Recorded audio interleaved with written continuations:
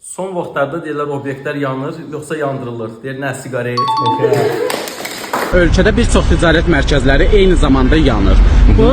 O zaman belə bir sual ortaya çıxır. Yanır yoxsa yandırılır? Nə siqaret? Yox. Bilirdim unuttum. Mamamı çox istəyirsən?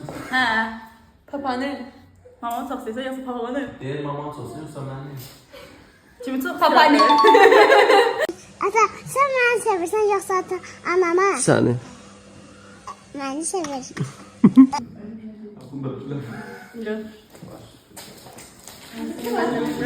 Necə? Niyə bilmirsiniz? Baxmısınız telefona? Ya baxıram bu görmürəm. Yaxşı, sağ ol. Gəlin ala bəylər. Sən bilərsən bunu istəyir. A few moments later. Deyir Koroğlunun atasının adı nədir? Deyir Dədə Qorqud.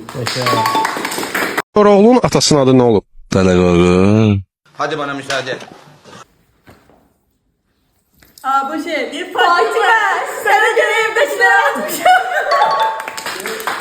Evdəkilere göre evdəkiləri atmışdım sənə görə. Siz biraz mahnı oxumayla aranız yaxşı deyənə, sizə biraz musiqili bir video. Öyle oynayayım. Və gəldi. Bu ne? Bu ne? Metro açılır şey o değil. Yox, yox. Metrodur. Ne oldu o ya? Nə deyir? O değil. Bu berberdi de. Bərbərdür. Bilmədinizmi? Təşəkkürlər.